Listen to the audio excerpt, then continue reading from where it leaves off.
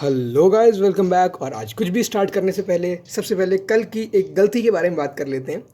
कल मैं पिछले लेक्चर में मैंने आप लोगों को ऑर्गेनिक कंपाउंड्स की आईयूपीएसी नेमिंग के बारे में बताया था।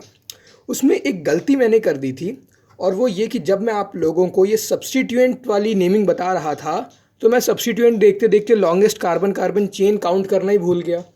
ठीक है, तो हुआ ये था कि मैंने आपको कहा कि इसकी आप नेमिंग करो, और इसको मैंने आपको किस तरीके से कहा कि ये आपके पास एक चेन, इसकी नेमिंग करनी है। तो मैंने कहा कि नंबरिंग इधर से चालू करेंगे, क्योंकि एक सब्स्टिट्यूएंट ये लगा, एक ये लगा, एक ये लगा, लेकिन ये गलत था। ठीक है, अगर मैं इसको सब्स्टिट्यूएंट मानता हूँ तो मैंने 1 2 3 4 5 6 ऐसे नंबरिंग कर दी।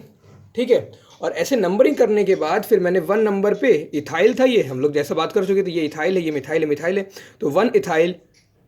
और 2,4 यहाँ पर वैसे नंबरिंग में गलत, 3,5 बताया था मैंने, 3,5 डाईमिथाइल हेक्सेन ये कराया था मैंने उस वक्त। ठीक है, और ये गलत था क्योंकि इसमें लॉन्गेस्ट कार्बन कार्बन चेन हम लोगों ने देखी नहीं। इसमें लॉन्गेस्ट कार्बन चेन ये होगी, यहाँ से लेकर के ये यहाँ तक, यानी कि लॉन्गेस्ट कार्बन चेन में 8 कार्बन्स हैं। ये जिसको मैंने यहाँ पर सब्स्टिट्यूएंट मान रखा है, ये सब्स्टिट्यूएंट नहीं है, ये कार्बन इसी लॉन्गेस्ट कार्बन चेन का एक पार्ट है। तो मेरे को इसको कार्बन चेन का हिस्सा मानना चाहिए था। एंड दैट वे जो हमारा सही नाम आएगा वो नाम कुछ ये होगा, इसी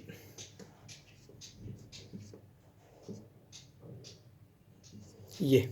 तो ऐसे में नंबरिंग हम लोग पहली चीज़ यहाँ से स्टार्ट नहीं करेंगे, नंबरिंग हम लोग वहाँ से स्टार्ट करेंगे जहाँ सब्स्टिट्यूएंट पास पड़ेगा। सब्स्टिट्यूएंट यहाँ से पास पड़ेगा क्योंकि ये सब्स्टिट्यूएंट है ही नहीं, ये लॉन्गेस्ट कार्बन चेन का पार्ट है। अगर सब्स्टिट्यूएंट यहाँ से पास पड़ेगा तो यहाँ से काउंटिंग स्टार्ट करेंगे, 1 2 3 4 5 6 7 8। ठीक, अब देखते हैं कहाँ कहाँ पे आ रहा है। एक 2 नंबर पे आ रहा है, एक 4 नंबर पे आ रहा है, तो हमारा आंसर हो जाएगा 2,4 डाईमिथाइल, 2,4 डाईमिथाइल, और उसके आगे फिर 8 कार्बन्स हैं तो ऑक्टेन। ठीक, चलिए, तो अब हम लोग थोड़ा सा आज का स्टार्ट करते हैं। हम लोग थोड़ा सा कल का रिवाइज करेंगे, पिछला जो हम लोगों ने पढ़ा था which was about functional groups. ठीक है, फंक्शनल ग्रुप्स में अब थोड़ा हम लोग एक पहचानने की ट्रिक देखेंगे।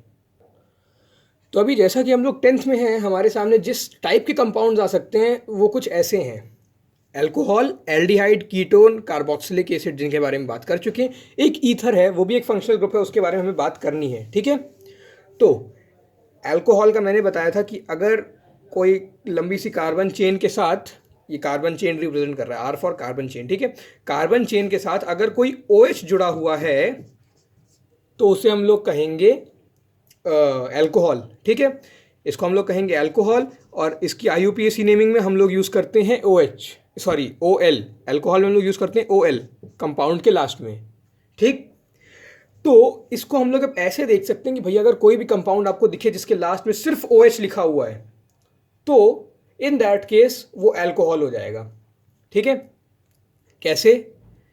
जैसे आपको कोई कंपाउंड दिया है CH3CH2OH, ठीक, ऐसा कंपाउंड दिया है। अब आपको कुछ नहीं करना, आपने बस देख लिया इधर सिर्फ OH लगा हुआ है, इसका साफ सा ये मतलब है कि ये अल्कोहल है। ठीक है, अब चाहो तो आप इसका स्ट्रक्चर बना लो। इसका स्ट्रक्चर ऐसा बनेगा, CC, यहाँ पर 3H, यहाँ पर 2H, यहाँ पर OH। ठीक है, यहाँ पर 3H, यहाँ पर 2H, और यहाँ पर OH। ठीक, ऐसा बनेगा, और ये हमारा क्या कहलाएगा? ये कहलाएगा इथेन 1 ऑल। ठीक है, इथेन 1 ऑल, इसको सीधे सीधे कर दो इथेनॉल। ठीक है, ये हो जाएगा। तो अगर आपको कोई भी कंपाउंड दिखे जिसके आगे OH लगा है मतलब वो अल्कोहल है। ठीक, लेकिन इस केस में एक कंफ्यूजन की भी गुंजाइश होती है। वो ये है, सपोज करो आपको दिया है CH3COOH। अब ये क्या है? इसके लास्ट में आप कहोगे OH लगा है, आप इसको अल्कोहल लगा दोगे, है ना? गलत हो जाएगा, क्योंकि अगर सिर्फ OH लगा है तो वो अल्कोहल होगा, लेकिन यहाँ पर ध्यान से देखो, यहाँ पर COOH लगा है। एंड हम लोगों ने क्या बात करी थी? हम लोगों ने कहा था अगर C के साथ डबल बॉन्ड में O हो, एक साइड OH हो और एक साइड कार्बन चेन हो, तो उसको हम लोग कहते हैं 3 2 1 कार्बोक्सिलिक एसिड कहते हैं ना। तो यहाँ पर क्या COOH, ये तो कार्बोक्सिलिक एसिड हो गया। तो इससे कंफ्यूजन क्या निकला कि अगर किसी कंपाउंड के लास्ट में सिर्फ OH लगा है तो वो अल्कोहल है, और अगर किसी कंपाउंड के लास्ट में COOH लगा है देन इन दैट केस वो एक कार्बोक्सिलिक एसिड है। ठीक है, कोई सा भी एक कार्बोक्सिलिक एसिड का एग्जांपल मैं उठा लेता हूँ, तो वो मतलब उसके लास्ट में COOH निकलेगा। ठीक है, चलो देख लेते हैं एक, जैसे ये है propanoic acid CH3 CH2 COOH। अगर COOH लग गया मतलब कि ये आपका कार्बोक्सिलिक एसिड है। ठीक है, क्या है, कार्बोक्सिलिक एसिड है अगर COOH लग गया तो। ओके, देख लो अगर इसका स्ट्रक्चर बनाए तो वो कुछ ऐसा बन जाएगा। एक COOH है तो एक तो C डबल बॉन्ड O तो बना ही दो बिना किसी दिक्कत के, और इधर एक H जोड़ दो। ठीक, अब आगे क्या है, एक CH2 एक CH3 है, तो इससे एक C जोड़ दो और इससे एक और C जोड़ दो। अब इस C की टेट्रावेलेंसी पूरी हो गई, इस वाले की 2 पूरी है तो यहाँ पर H2 लग जाएगा, इसकी 1 पूरी तो यहाँ पर H3 लग जाएगा। बस लो बन गया। और थोड़ा डिटेल स्ट्रक्चर बनाना चाहते हो तो इसके H भी अलग अलग कर दो, यहाँ पर 2 H लग गए, यहाँ पर 3 ऐसे ऐसे H लग गए। ठीक है, ये बन गया। और अगली चीज़, अगर कोई एल्डिहाइड है तो एल्डिहाइड का आपके पास जो पहचानने का तरीका होता है वो ये है कि कंपाउंड के आगे CHO लगा होगा। कंपाउंड का जो भी नाम है उसके आगे CHO लगा होगा, and then in that case it is said to be an aldehyde. जैसे एक एग्जांपल HCHO। ठीक, बहुत अच्छा एग्जांपल है, इसमें कंफ्यूज हो जाते हैं लोग कि समझ में नहीं आता ये है क्या। ठीक है, HCHO है एल्डिहाइड की। हम लोगों ने डेफिनेशन क्या पढ़ी है कि अगर C डबल बॉन्ड O के साथ एक हाइड्रोजन लगा है, एक भी साइड अगर हाइड्रोजन लगा है तो वो एल्डिहाइड है। हाइड्रोजन नहीं लगा तो ठीक है, अगर दोनों में से किसी एक भी साइड हाइड्रोजन लगा है तो वो एल्डिहाइड है। ठीक, तो हमारे पास CHO लिखा हुआ है HCHO, तो ये होगा ये कि बस HCHO सिर्फ इतना सा कंपाउंड है, और कार्बन अपनी टेट्रावेलेंसी पूरी करेगा तो अगल बगल में H लगा लेगा, बस बन गया HCHO। और क्योंकि देखो कि इसकी एक साइड में H है, एक साइड में H होना चाहिए, दोनों साइड में है तो भी एल्डिहाइड है, और एक में है तो एल्डिहाइड है ही। ठीक है, एल्डिहाइड के लिए ये कंडीशन ज़रूरी कि एक साइड H होना चाहिए, अगर दोनों में है तो भी एल्डिहाइड है, एक में तो भी एल्डिहाइड है, लेकिन अगर दोनों में नहीं है तो वो एल्डिहाइड नहीं है, फिर वो कुछ और है, वो हम लोग बात कर चुके कीटोन है। ठीक है, तो ये हमारा एल्डिहाइड था। HCHO लास्ट में CHO लगा है मतलब ये एल्डिहाइड है। ठीक, ऐसा एक और एग्जांपल दिया हुआ है CH3CHO। CHO लगा है मतलब एल्डिहाइड है। ठीक है, स्ट्रक्चर चाहो तो बना लो, इसका स्ट्रक्चर बनेगा C डबल बॉन्ड में O, एक साइड H दूसरी साइड C, और इस C की टेट्रावेलेंसी पूरी कर दी तो ये हो गया 3H। ठीक है, बन गया CH3CHO। ठीक, ये हो गई कीटोन वाली बात, सॉरी एल्डिहाइड वाली बात। और कीटोन की ऐसी कुछ मतलब खास पहचानने का नहीं है कि किसी के कंपाउंड के आगे कुछ स्पेसिफिक चीज़ लगी है तो वो कीटोन होगा। ठीक है, लेकिन वो अगर आप देखोगे उसका स्ट्रक्चर थोड़ा समझने की कोशिश करोगे तो अपने आप ही आपको समझ में आएगा कि वहाँ कीटोन लगा हुआ है। कीटोन का सिंपल से यही तो स्ट्रक्चर होता है, C डबल बॉन्ड O कि एक साइड चेन, मतलब कि चेन का ये मतलब है हाइड्रोजन नहीं आना चाहिए, दोनों में से एक भी साइड हाइड्रोजन नहीं आना चाहिए, हाइड्रोजन आ गया तो वो एल्डिहाइड हो जाएगा। ठीक है, हाइड्रोजन नहीं आना चाहिए तो कुछ भी आ सकता है, कार्बन आ गया, चलो अब इस कार्बन की टेट्रावेलेंसी फुलफिल कर दो, ये लो बन गया। क्या बना ये CH3, एक और CH3, ये CH3 बीच में CO है तो CO, एक और CH3, ये खाली जगह में H लगे हैं। ठीक है, ठीक, CH3COCH3। ठीक, ये क्या है, ये एक तरीके का कीटोन है जिसको हम लोग प्रोपेनोन भी कहते हैं, और इसका नॉर्मल जो कॉमन नेम है वो एसीटोन है। ठीक है, चलो फिर अब हम लोग बात करते हैं ईथर के बारे में। ईथर क्या होता है, तो ईथर भी एक फंक्शनल ग्रुप है। उसमें क्या है, उसमें जैसे अभी तक हम लोग बात कर रहे थे कि C डबल बॉन्ड O के अगल बगल कुछ लगा हो तो, ठीक है, अगर कुछ लगा है तो एल्डिहाइड हो सकता है, और नहीं तो कीटोन होगा, या कार्बोक्सिलिक एसिड भी हो सकता है, डिपेंड करता है क्या लगा। अगर OH लगा है तो कार्बोक्सिलिक एसिड हो जाएगा।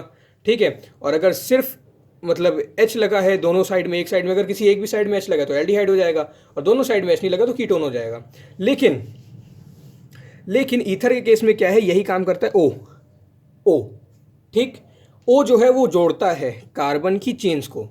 इसके इस साइड भी एक कार्बन की चेन होगी, इसके इस साइड भी एक कार्बन की चेन होगी, and this is known as an ether.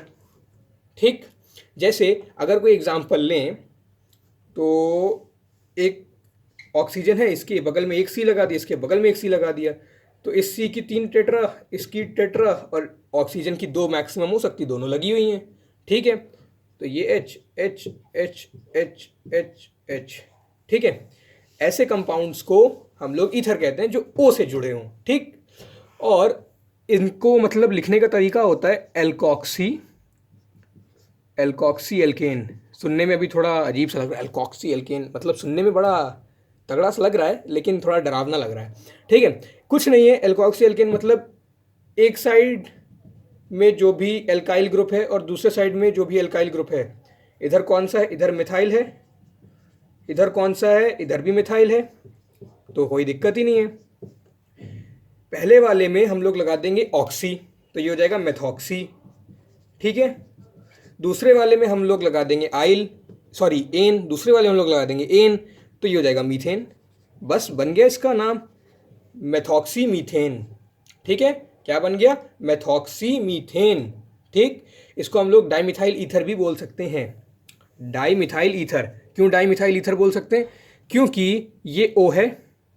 ठीक, तो एक O है, इसके बगल में एक ये सब्स्टिट्यूएंट, कार्बन का एक सब्स्टिट्यूएंट, इसमें हम लोग इसी को सब्स्टिट्यूएंट मान लेते हैं। ठीक, तो एक सिंगल कार्बन का सब्स्टिट्यूएंट, सिंगल कार्बन के सब्स्टिट्यूएंट को हम लोग क्या कहते हैं, सिंगल कार्बन के सब्स्टिट्यूएंट को हम लोग कहते हैं मिथाइल। और इधर भी एक सिंगल कार्बन का सब्स्टिट्यूएंट, 2 सब्स्टिट्यूएंट हो गए, 2 सब्स्टिट्यूएंट के लिए हम लोग क्या यूज करते हैं, डाई मिथाइल। ठीक है, डाई मिथाइल, और साथ में क्योंकि ये ईथर है तो डाई मिथाइल ईथर। ठीक, एक और एग्जांपल लेते हैं, उससे और अच्छे से क्लियर होगा। एक साइड में मेरे पास सी है, ये ओ है, इसके साथ में 2 सी जुड़े हुए हैं। अब बताओ अब क्या होगा। ठीक, तो अब यहां पर अगर ध्यान से देखो तो हमें एल्कॉक्सी एल्केनोइड, सॉरी एल्कॉक्सी एल्केन रखना है। ठीक है, एल्कॉक्सी एल्केन में जो ऑक्सी वाली चीज होती है वो छोटी चेन के साथ जाती है। ठीक, मतलब यहां पर हमारा छोटा वाला साइड कौन सा, इधर एक कार्बन है, इधर 2 कार्बन है, तो जो एल्कॉक्सी में, एल्कॉक्सी एल्केन में ऑक्सी वाली चीज होती है वो छोटी कार्बन चेन के पास जाती है, और जो एल्केन वाली चीज होती है वो बड़ी कार्बन चेन के पास आती है। तो इस केस में हमारी छोटी कार्बन चेन ये, क्योंकि यहाँ पर एक कार्बन है और यहाँ पर 2 कार्बन है तो बड़ी कार्बन चेन है। ठीक है, तो ये क्या हो जाएगा, ये वाला हो जाएगा हमारा एल्कॉक्सी। एल्कॉक्सी मतलब सिंगल कार्बन है तो मेथॉक्सी। ठीक, यहाँ पर हमारे पास क्या है, 2 कार्बन है, 2 कार्बन का हम लोगों ने क्या बात किया था, इथाइल, तो ये मेथॉक्सी है, दूसरे वाले का इथ, और साथ में एन लगेगा क्योंकि एल्कॉक्सी एल्केन होता है। एल्कॉक्सी में ये इसका लग गया, ऑक्सी छोटे वाले के साथ चल गया मेथॉक्सी, एन बचा वो बड़े वाले के साथ आएगा, बड़ा वाला क्या है, ये है, ये कौन सा है, इथाइल, तो ये हो जाएगा मेथॉक्सी ईथ एन। इथाइल नहीं लिखेंगे, इथ एन, क्योंकि ये एथाइल जो है ये एन के साथ आ जाएगा, ये कह लो ये एन इथाइल के साथ आ जाएगा। ठीक है, इसी को हम लोग ऐसे भी लिख सकते हैं, जैसे पिछला वाला हम लोगों ने डाई मिथाइल ईथर किया था। ठीक है, इस वाले को हम लोग थोड़ा अलग करेंगे क्योंकि यहाँ पर हमारे पास दोनों अलग अलग सब्स्टिट्यूएंट हैं। ठीक है, इसमें हम लोग सब्स्टिट्यूएंट का नंबर नहीं लिखते क्योंकि हमें पता है कि एक सब्स्टिट्यूएंट इधर होगा तो दूसरा इधर ही होगा। ठीक है, तो इधर नंबर लिखने की जरूरत नहीं है। अब सब्स्टिट्यूएंट लिखेंगे तो वे सब्स्टिट्यूएंट कौन कौन सा है, एक इधर है, एक इधर है, ये कौन सा है, ये मेथ है और ये वाला एथ है। ठीक है, कोई दिक्कत नहीं, बन गया। पहले एथ वाले को लिख लो जैसी तुम्हारी मर्जी, प्रेफरेबल ये है कि एथ लिखो क्योंकि अल्फ़ाबेटिकली ई पहले आता है ना, इसलिए प्रेफरेबल ये है कि आप ई वाला पहले लिखो। तो ये एथ बनेगा, एथ बनेगा तो इसको लिख दो पहले, एथ इथाइल, ये एक सब्स्टिट्यूएंट हो गया इथाइल, दूसरा सब्स्टिट्यूएंट ये वाला है, इस सब्स्टिट्यूएंट का क्या नाम है, इसका नाम है मिथाइल, इथाइल मिथाइल ईथर। बस सब्स्टिट्यूएंट सब्स्टिट्यूएंट लिख दिया, उसके बाद ईथर लगा दो, बस ये हो गया।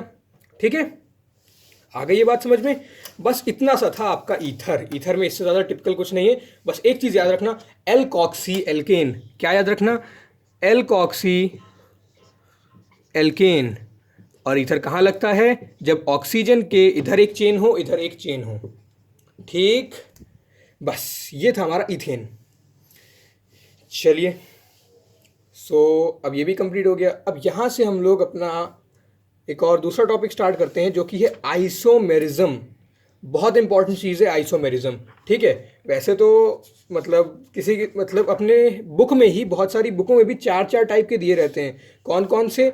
एक हमारा मतलब चेन आइसोमर, दूसरा पोजीशन आइसोमर, तीसरा फंक्शनल आइसोमर और चौथा मेटामेरिज्म, ठीक है। लेकिन हमारे सिलेबस में या आईसीएसई 10th में सिर्फ हमें दो ही पढ़ने हैं, वो है चेन आइसोमर और पोजीशन आइसोमर, ठीक है। तो इनका ज़रा क्लासिफिकेशन देखते हैं पहले। आइसोमरिज्म या आइसोमेरिज्म, आइसोमेरिज्म क्या होता है अभी थोड़ी देर में बात करेंगे। दो ब्रॉड मतलब दो ब्रॉड टाइप्स में क्लासीफाई कर सकते हैं। एक स्ट्रक्चरल आइसोमर्स और दूसरा स्टीरियो आइसोमर्स। ये अभी हम लोगों को नहीं पढ़ना, हमें ये वाला पढ़ना है। इसमें भी चार टाइप्स होते हैं, हमें इसके सिर्फ दो ही टाइप्स पढ़ने हैं। चार में एक इसका चेन होता है, एक इसका पोजीशन होता है, ठीक है, एक इसका फंक्शनल होता है और चौथा इसका मेटामेरिज्म होता है। मेटामेरिज्म, ये दोनों एक ही वर्ड है, ठीक है, वो थोड़ा स्पेस आ गया, एक ही वर्ड है पूरा, मेटामेरिज्म, ठीक है। ये होता है, इसमें से हमें सिर्फ ये वाला और ये वाला पढ़ना है। ये ना ये हमारे कोर्स में, ना ये हमारे कोर्स में, ये तो है ही नहीं, ठीक है। चेन और पोजीशन बहुत सिंपल सी चीज़ है, बस समझने वाली है, समझ लो तो बिल्कुल आसान है फिर, ठीक है। अब देखो आइसोमेरिज्म, आइसो वर्ड से क्या समझते हो? आइसो बचपन से पढ़ते आ रहे हैं, आइसोटोप्स यार, आइसोटोप्स, आइसोबार्स, ठीक है, मतलब ऐसे बहुत सारे आइसो पढ़ते आ रहे हैं। तो इसमें आइसोटोप्स में क्या होता है बताइए, आइसोटोप्स क्या होते हैं? जैसे 6C12 है, 6C13 है, 6C14 है, तीनों क्या हैं? तीनों कार्बन के अलग अलग आइसोटोप्स हैं। आइसोटोप्स मतलब ऐसे एक ही एलिमेंट के ऐसे अलग अलग रूप जिसमें से किसी में उसके मतलब जिसमें से सब में उसके पास नंबर ऑफ प्रोटॉन सेम हो। इसमें भी 6 प्रोटॉन है, इसमें भी 6 प्रोटॉन है, इसमें भी 6 प्रोटॉन है।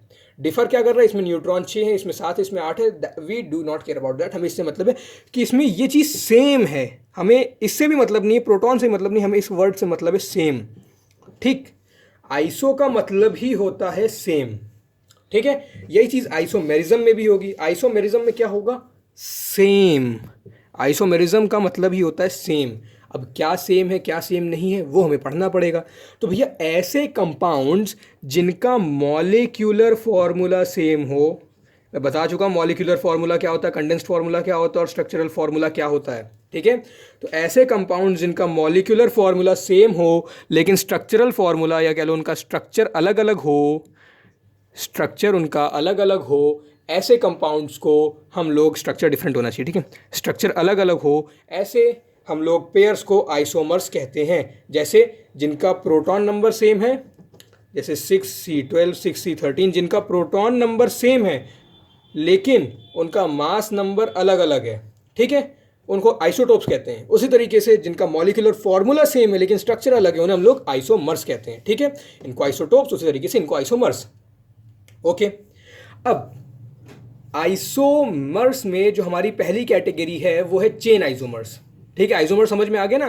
तो अगर इसकी डेफिनेशन की बात करें तो compounds having the same molecular formula but different structural formula are known as isomers and this phenomena is known as isomerism, ठीक है। आइसोमर्स जो होते हैं मतलब उनका मॉलिक्यूलर फार्मूला भले ही सेम होता है, स्ट्रक्चरल लेकिन अलग अलग होता है, और स्ट्रक्चरल फार्मूला अलग अलग होने की वजह से उनकी फिजिकल प्रॉपर्टी, केमिकल प्रॉपर्टी, किसी चीज़ के साथ वो कैसे रिएक्ट करते हैं, ये सारी चीज़ें बिल्कुल अलग अलग होती हैं, ऑल्दो उनका मॉलिक्यूलर फार्मूला सेम होता है। एग्जाम्पल्स की बात करते हैं, अच्छे समझ में आएगा। तो पहला एग्जाम्पल है जैसे ब्यूटेन, ठीक, बहुत कॉमन एग्जाम्पल है ब्यूटेन का, ब्यूटेन और आइसोब्यूटेन, ठीक। हमारे पास सपोज कर लो C4 है, C4 सारे के सारे सिंगल बॉन्ड है, सिंगल बॉन्ड है तो क्या हो जाएगा? एल्केन। एल्केन का जनरल फॉर्मूला क्या होता है? 2N+2, यानी कि C4H10 बनना चाहिए हमारा कंपाउंड, ठीक। अब मैं इधर दो अलग अलग कंपाउंड्स के स्ट्रक्चर्स आपको दिखाने जा रहा हूँ। ये लाइट परेशान करेगी यार, देख लेना, ठीक है, प्लीज़।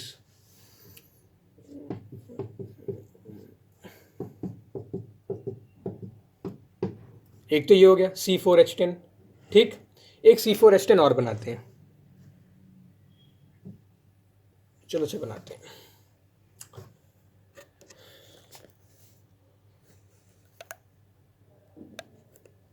चलो ये हमारे पास अब दूसरा C4H10 है, C, ठीक। एक C मैंने इसमें नीचे एज अ सब्स्टिट्यूएंट जोड़ दिया, कोई दिक्कत तो है नहीं, सब्स्टिट्यूएंट जोड़ दिया, बना सकते हैं भाई, मेरी मर्जी, क्योंकि कार्बन तो कर ही लेगा, उसकी तो प्रॉपर्टी ही होती है। अब बताओ इसमें कितने एच है, 1H, 2H, 3H, 4H, 5H, 6H, 7H, 8H, और इसकी एक 2H इधर भी, 9H, और ये 10H। 10H आ रहे हैं इसमें, इस वाले में 10H आ रहे हैं, और इस वाले में कितने, इसमें 1H, ये दूसरा H जो यहाँ लगना चाहिए था, तीसरा H, चौथा H, पांचवा H, sixth, seventh, eighth, ninth, tenth, ठीक। इसमें भी कितने, 10H हैं। इसमें कार्बन कितने, इसमें 4 कार्बन है। इसमें कार्बन कितने हैं, इसमें भी 4 कार्बन है। तो इसका क्या हो गया, इसका भी C4H10 हो गया, ठीक। इसका भी C4H10 हो गया, लेकिन इसका नाम क्या है, इसका नाम क्या है, इसका है 4 कार्बन, यानी कि ब्यूट, सब में single bond ane, butane, ठीक।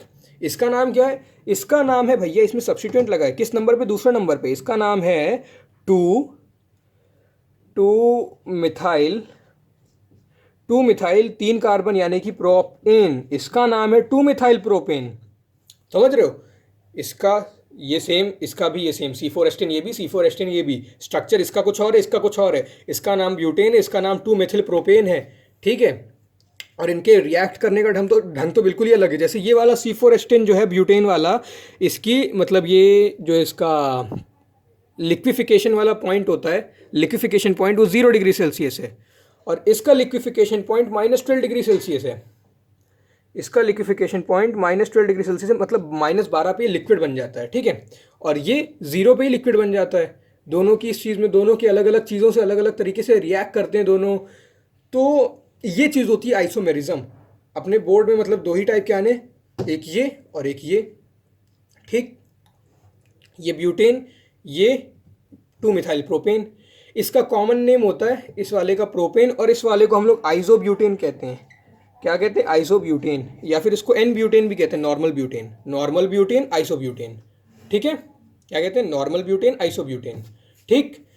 तो ये था एक आइसोमर। इसमें क्या चीज़ दिखाई दे रही है, इसमें ये दिख रहा है कि ये पूरा स्ट्रेट चेन में है, इसमें जितने भी कार्बन हैं सारे स्ट्रेट चेन में है। इसमें जो कार्बन है वो स्ट्रेट के साथ साथ निकले हुए हैं, ब्रांचिंग हो रही है, ये ब्रांचिंग हो गई, ठीक है।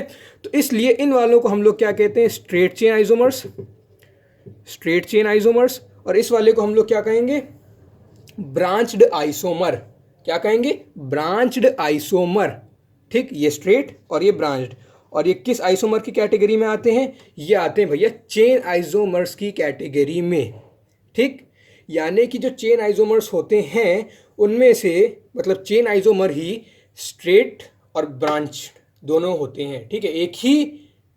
एक ही मॉलिक्यूलर फॉर्मूला वाले जो आइसोमर्स होते हैं, चेन आइसोमर्स, उनमें से एक स्ट्रेट चेन, दूसरी ब्रांच चेन, ऐसा हो सकता है, ठीक। अभी रुको और एक एग्जांपल ले लेते तो चेन आइसोमेरिज्म बिल्कुल तगड़े से क्लियर हो जाएगा, ठीक। इसमें क्या होता है, बस एटम्स का, चेन आइसोमर्स में एटम्स का अरेंजमेंट बदल जाता है, ठीक। और पोजीशन में क्या होता है अभी हम लोग देखेंगे, ठीक है। तो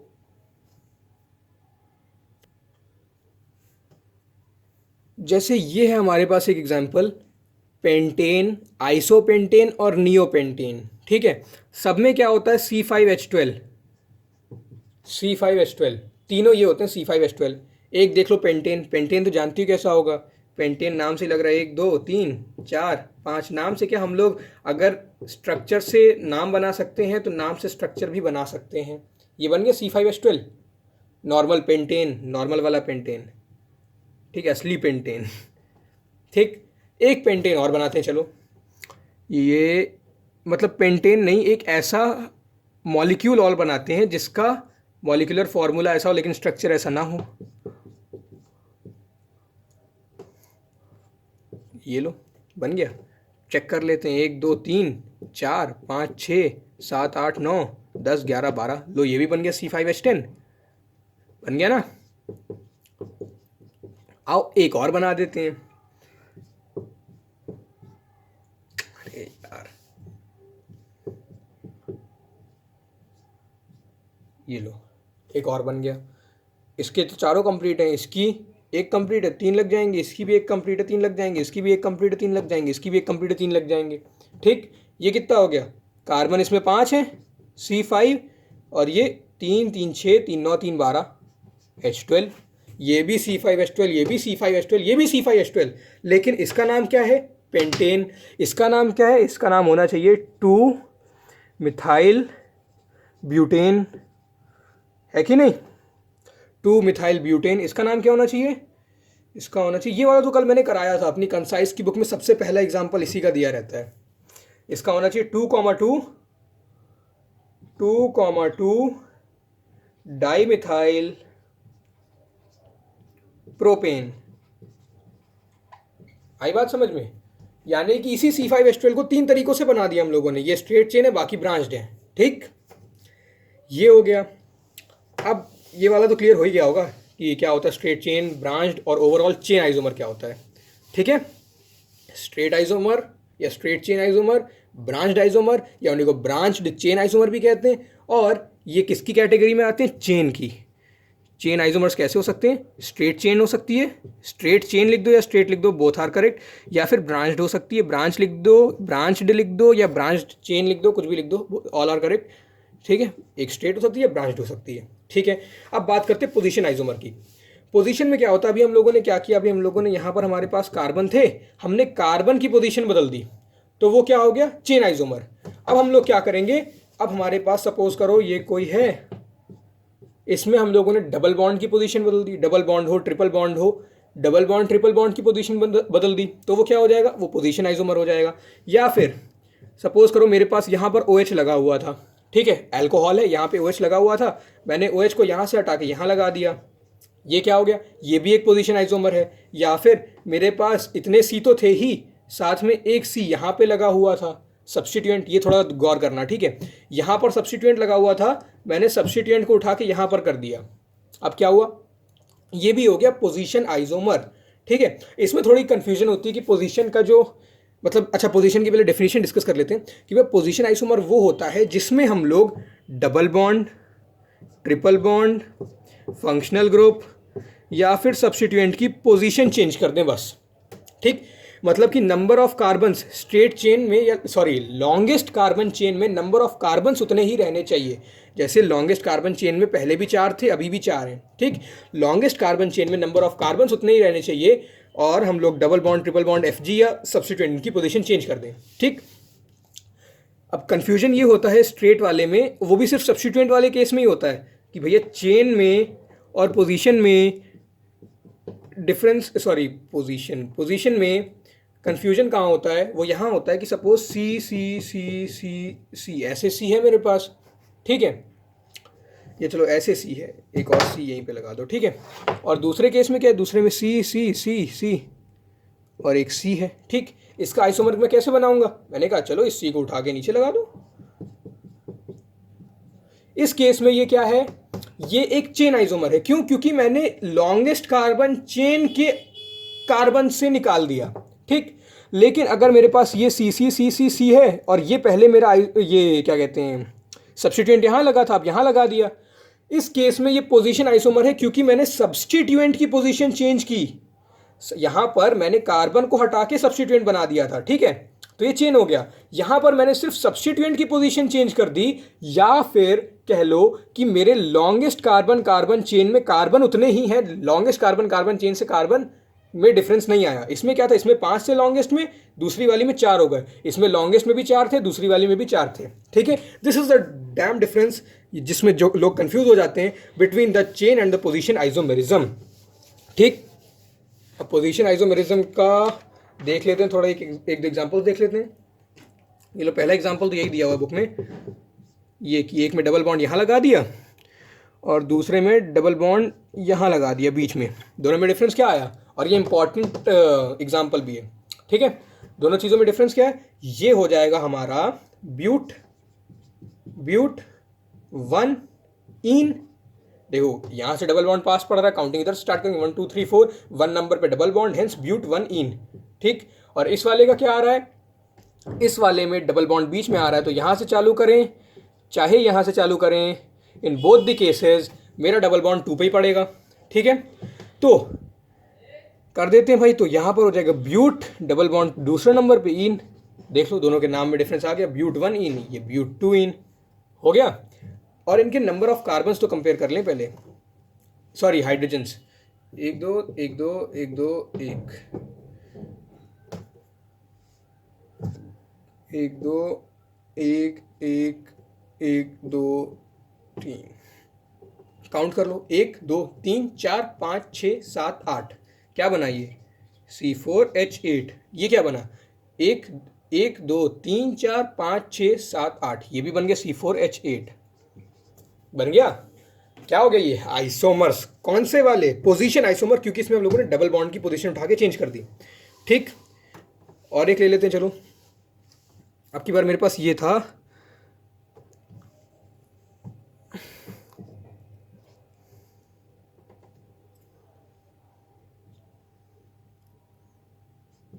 चलो एक ये है। अब मैंने क्या किया, इसकी पोजीशन, ये जो मेरा, अच्छा रुक जाओ पहले एग्जांपल ही लिख देते हैं।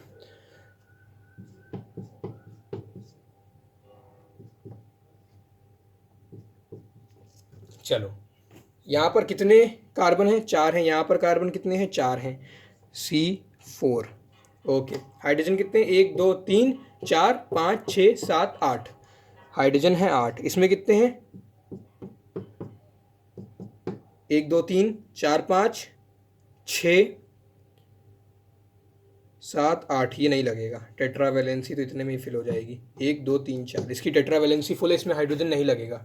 ठीक है, 1 2 3 4 5, यार ये एग्जाम्पल सही नहीं लिया यार मैंने, इसमें अगर ऐसे एग्जाम्पल में यूज़ करूँगा तो फिर वो गड़बड़ हो जाएगी,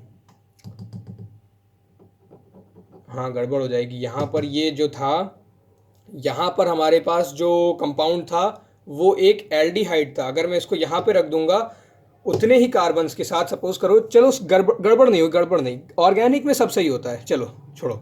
इसमें मेरे पास हाइड्रोजन कितने, 1 2 3 4 5 6 7 8, C4H8, यहाँ पर हाइड्रोजन कितने, 1 2 3 4 5 6 7 8, हाइड्रोजन 8, C4H8। ऑक्सीजन यहाँ पर कितने हैं, 1, यहाँ पर कितना है, 1, मॉलिक्यूलर फॉर्मूला दोनों सेम आ गया, बढ़िया। अब इनका ज़रा फंक्शनल ग्रुप कंपेयर करो, यहाँ पर हमारे पास क्या है, C डबल बॉन्ड O के साथ H लगा है, मतलब ये एक एल्डिहाइड है, और यहाँ पर हमारे पास क्या है, C डबल बॉन्ड O के इस साइड भी कार्बन की चेन है, इस साइड भी कार्बन की चेन है, हाइड्रोजन तो आ नहीं सकता, टेट्रावैलेंसी तो फुल है, तो इस केस में ये क्या हो गया, इस केस में ये कीटोन हो गया, नहीं हो गया, इसका नाम जो भी कुछ और बनेगा, इसका नाम कुछ और बनेगा, इसके नाम के लास्ट में ओन आएगा, इसके नाम के लास्ट में अल आएगा, चाहो तो इनका नाम भी कर लो, नेमिंग भी कर लेते हैं, इसकी नेमिंग करेंगे तो इसको ज़रा हटा दें साइड पर, आ रही ना बात समझ में, मैं मतलब उस साइड से रिस्पॉन्स तो नहीं ले सकता पर उम्मीद करता हूँ आ ही रही होगी। 4 तो ये हो जाएंगे, सब में सिंगल बॉन्ड है, तो ब्यूट पहले नंबर पे, ब्यूटेन 1 अल, या फिर ब्यूटेनल, सीधा सीधा कर दो ब्यूटेनल, जब इनको कंबाइन करते तो ई हट जाता है। ठीक है, अब यहाँ पर देखें तो यार यहाँ पर कीटोन हमारा दूसरे नंबर पे, इधर से काउंट करें चाहे इधर से काउंट करें क्योंकि इधर से पास पड़ रहा है 1 2, दूसरे नंबर पे कार्बन है हमारे पास 4, तो हो जाएगा ब्यूट एन, क्योंकि सब में सिंगल बॉन्ड, ब्यूट एन, और यहाँ पर जो हमारा कीटोन है वो दूसरे नंबर पे आ रहा है, ब्यूटेन, आगे जगह नहीं मेरे पास, नीचे लिख रहा हूँ, ब्यूटेन 2 ओन। ठीक, समझ लो डिफरेंस क्या आ गया, पहले ब्यूटेनल था, अब ब्यूटेन 2 ओन हो गया, मतलब कि फॉर्मूला तो फॉर्मूला, फंक्शनल ग्रुप भी बदल गया, अल से ओन हो गया, तो ये क्या हो गया, ये भी हमारा एक टाइप का आइसोमेरिज्म हो गया। ठीक है, लेकिन ये जो एग्जांपल मैंने दिया, मैंने कहा था ना एग्जांपल थोड़ा गड़बड़ हो रहा है, ये एग्जांपल जो मैंने दिया ये फंक्शनल आइसोमर का एग्जांपल था, क्योंकि यहाँ पर हमारा आइसोमर का आइसोमर ही बदल, सॉरी यहाँ पर फंक्शनल ग्रुप का फंक्शनल ग्रुप ही बदल गया। ठीक है, तो ये जो एग्जांपल मैंने दिया ये फंक्शनल आइसोमर का था, क्योंकि आपकी बुक्स में आप देखो अगर 10th क्लास की कंसाइज में भी फंक्शनल आइसोमर के थोड़ा बहुत मिल जाएगा फंक्शनल आइसोमर के बारे में। मैंने उसी का एक एग्जांपल दे दिया। मैं चाहता नहीं था ये एग्जांपल देना, पर ये बन गया मेरे से, तो मैंने दे भी दिया। ठीक है, इसमें देखो फंक्शनल ग्रुप ही बदल गया। सो या कह लो that is why this is an example of functional isomer. क्यों? क्योंकि फंक्शनल ग्रुप चेंज हो गया। यहाँ पर एल्डिहाइड था, यहाँ पर कीटोन हो गया। इसलिए बीच में मैंने कहा था एग्जाम्पल सही नहीं है, लेकिन गलत भी नहीं है, क्योंकि भले ही ये एग्जाम्पल पोजीशन आइसोमर का नहीं है, लेकिन एग्जाम्पल है फंक्शनल आइसोमर का। ठीक है, तो मैं अपनी गलती एक्सेप्ट कर रहा हूँ, आई वॉज रॉन्ग देयर। ये एग्जाम्पल हो गया फंक्शनल आइसोमर का। चलो इसी बहाने फंक्शनल आइसोमर भी समझ में आ गया होगा कि ऐसे आइसोमर्स जिनके फंक्शनल ग्रुप्स अलग अलग हों। ठीक है, एक ज़रा देख लेते हैं हम लोग अच्छा वाला एग्जाम्पल। इसमें 5 कार्बन ले लेते हैं। इसमें गलती होने की कोई चांस नहीं, क्योंकि 5 कार्बन ले लिए।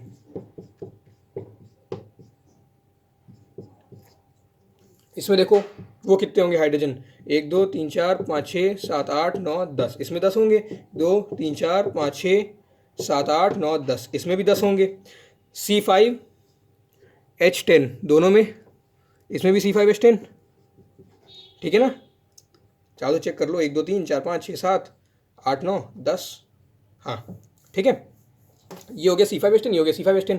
इसमें क्या है, इसका हम लोग अगर नाम लिखेंगे तो ये हो जाएगा कीटोन है। ये ध्यान से देख लो, कीटोन है, क्योंकि C डबल बॉन्ड होके इधर भी कार्बन की चेन, इधर भी कार्बन की चेन, मतलब कीटोन है। इसका नाम क्या आएगा? इसका नाम भैया 5 कार्बन है तो पेंट ले लो। 5 कार्बन है तो पेंट हो जाएगा। सब में सिंगल बॉन्ड है तो एन हो जाएगा, पेंटेन। और तीसरे नंबर पे हमारे पास फंक्शनल ग्रुप है तो पेंटेन 3 ओन। ठीक, क्योंकि कीटोन वाला है। इसमें देखें तो इसमें भी 5 कार्बन है तो पेंट हो जाएगा। सब में सिंगल बॉन्ड है तो एन हो जाएगा। हमारा जो फंक्शनल ग्रुप है इधर से चौथे नंबर पर पड़ेगा, इधर से दूसरे नंबर पर जहाँ से पास पड़ेगा वहाँ से लेंगे। तो पेंटेन 2 ओन, देख लो बदल गया बिल्कुल। ये पेंटेन 3 ओन था, ये पेंटेन 2 ओन था। ये जो एग्जाम्पल है इसमें फंक्शनल ग्रुप सेम है, इधर भी कीटोन है इधर भी कीटोन है। इसमें जिसमें फंक्शनल ग्रुप सेम है लेकिन आपका जो स्ट्रक्चर है वो डिफरेंट हो गया, स्ट्रक्चर बदल गया। So then in that case this is known to be a position isomer. ठीक है, सो विद दैट चलो इसको यहीं ख़त्म करते हैं आज का आइसोमर्स तक। चलो एक होमोलॉगस सीरीज और कर लेते। चलो होमोलॉगस सीरीज कुछ मुश्किल नहीं है। देखो होमोलॉगस सीरीज में क्या होता है, it is a group of organic compounds having similar structure and similar chemical properties. देखो सपोज करो तुम्हारे पास C ऐसे है, H, क्या बनेगा ये बताओ? 3 2 1 मीथेन बनेगा। एक कार्बन मेथ, और जब उनमें कोई बॉन्ड मतलब कार्बन कार्बन के बीच में बॉन्ड नहीं होता तो हम लोग एन मान लेते हैं, मेथ एन। ठीक है, अच्छा मेथेन है। ओके, अब अगर मैं इसमें CH2 ऐड कर दूं, CH2 मतलब एक कार्बन और 2 हाइड्रोजन जोड़ दूं तो इसका क्या हो जाएगा? तो ये ऐसा हो जाएगा C 1 2 3 4 5 6। ठीक, क्यों? यहाँ पर CH4 था, अगर मैं इसमें CH2 यानी कि एक कार्बन 2 हाइड्रोजन जोड़ दूं तो ये बन जाएगा ना C2H6। ये क्या हो गया? तो इथेन हो गया। ये तो इथेन हो गया, दोनों भाई भाई है, ये मीथेन ये इथेन। और अगर मैं इसमें और एक C2 अब मैं इसमें CH2 ऐड कर दूं, अगर मैं इसमें CH2 ऐड कर दूं तो क्या होगा? तो भैया कुछ ऐसा बन जाएगा 1 2 3 4 5 6 7 8 C3H8। ये क्या हो गया?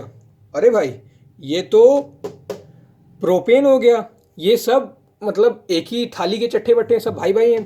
तो इन्हीं को कहते हैं होमोलॉगस सीरीज, कि भैया ऐसी सीरीज जिसमें हम लोग CH2 ऐड करें अगर, तो वो अपने ही जैसे मतलब अपने ही टाइप के कंपाउंड्स को निकाले जिनकी फिजिकल प्रॉपर्टीज़ केमिकल प्रॉपर्टीज़ वगैरह सेम होती हैं। ठीक है, केमिकल प्रॉपर्टीज़ नहीं लेकिन फिजिकल प्रॉपर्टीज़ बहुत तक सेम होती हैं। ठीक है, थोड़ा थोड़ा डिफरेंस आता है, थोड़ा डिफर करती हैं। तो CH2 ही क्यों? CH2 में ऐसा क्या खास है? तो ये तो भैया टोटल ऑब्जर्वेशन का विषय है। ध्यान से देखो तो समझ में आ जाएगा। जैसे मान लो मेरे पास ये है C, ठीक है, कोई दिक्कत नहीं है। अगर मैं इसमें और एक थाली के चट्टे बट्टे कौन कौन होते हैं, मतलब एक जैसे कौन कौन होते हैं भाई भाई? मीथेन, इथेन, प्रोपेन, ब्यूटेन, या फिर ये एक टाइप का ग्रुप हो गया, या फिर यहीं पर ले लो मिथीन, इथीन, प्रोपीन, ये सब। ठीक है, मतलब उनके बीच का अगर दिखने में एक जैसे हैं, बस उनके बॉन्ड, मतलब दिखने में कह रहा हूँ, मतलब ये कि उनके बीच में बॉन्ड एक जैसे हैं, बस उसमें नंबर ऑफ कार्बन का फ़र्क है, तो वो एक ही कैटेगरी के होंगे, उनको कहते हैं होमोलॉगस ग्रुप्स। ठीक है, तो वो कौन से होंगे? देखो, अगर मैं ये इथेन है मेरे पास, इथेन का भाई कौन कौन हो सकता है? इथेन का जस्ट अगल बगल वाला भाई तो सारे होंगे, methane, ethane, propane, butane, pentane, hexane, सब होंगे। लेकिन इसके जस्ट अगल बगल वाले भाई कौन होंगे? एक मीथेन होगा, दूसरा प्रोपेन होगा। ठीक है, ये इसके आगे एन नहीं लगाया मैंने, देख लेना। Methane, propane. अगर मैं इसको मीथेन बनाना चाहता हूँ, तो अगर मैं इसको प्रोपेन बनाना चाहता हूँ तो मैं क्या करूँगा? तो देखो, इसमें इस वक्त C2 है, H6 है। अच्छा, अगर मैं इसको प्रोपेन बनाऊंगा तो मैं इसका एक बॉन्ड तोड़ूंगा तो ये H5 हो जाएंगे। इसकी जगह पर मैं एक कार्बन जोड़ूंगा। ठीक है, अब एक कार्बन अगर मैंने जोड़ दिया तो मेरे कार्बन का क्या हाल हो जाएगा? 3 C3 हो जाएगा। और क्योंकि मैंने एक बॉन्ड तोड़ा था, तो एक बॉन्ड लो एक और बना दिया, तो H6। अब देखो, पहले मेरे पास क्या था? C2H6 था। C2H6 से अब C2H6 हो गया जब हमारे पास इतना है। अब मेरे को अलग से कितने हाइड्रोजन जोड़ने पड़ेंगे? एक और एक, दो, बस यही तो था, CH2। देखो फिर से देखो, अब की बार दूसरा एग्जांपल लेते हैं। C 3 थे। ठीक, अगर मेरे को इसमें एक हाइड्रोजन जोड़ना है, ये मेरे पास इनिशियली था, मेरे पास C3H8। अब इसमें हाइड्रोजन जोड़ना है तो मैं क्या करूँगा? पहले इसमें कार्बन जोड़ना है तो मैं इसका एक हाइड्रोजन हटाऊंगा। तो अभी इसमें C3H7 है। ठीक है, एक कार्बन जोड़ दिया, कितने कार्बन बढ़े? एक कार्बन बढ़ा, यहाँ नहीं रहा होगा, एक सेकेंड। ओके फाइन, देखो एक कार्बन बढ़ा, तो एक कार्बन अगर बढ़ेगा तो C4H7 हो जाएगा। ठीक है, अब मुझे इसमें एक कार्बन और जोड़ना पड़ेगा, एक हाइड्रोजन जोड़ना पड़ेगा। इसकी टेट्रावैलेंसी पूरी करनी है, 3 हाइड्रोजन जोड़ेंगे। लेकिन एक हाइड्रोजन मैंने पहले निकाला था, अब मैं इसको एक हाइड्रोजन दूंगा तो ये क्या बनेगा? C4H8, जितना ये पहले था उतना बनेगा। ठीक है, जितने हाइड्रोजन पहले थे उतने हाइड्रोजन अब बनेंगे। अब इसमें अलग से कितने और हाइड्रोजन जोड़ने हैं? मेरे को 2 जोड़ने हैं इस वाले में अलग से हाइड्रोजन। तो बस 2 हाइड्रोजन अगर और जोड़ दूंगा तो ये C4H10 बन जाएगा, और वही तो होता है हमारा ब्यूटेन। समझ रहे हो? ये मतलब रटने वाली चीज़ भी नहीं है, और इसको समझना भी बहुत आसान है। समझ में आ रहा है तो ठीक है, नहीं आ रहा तो भी ठीक है, भाड़ में जाए, कुछ बहुत ज़रूरी नहीं, मैंने बस बता दिया। टोटली ऑब्जर्वेशन पे बेस्ड है कि भैया ये हटेगा तो एक हाइड्रोजन पहले कम हो गया, बाद में एक हाइड्रोजन जोड़ दिया हम लोगों ने।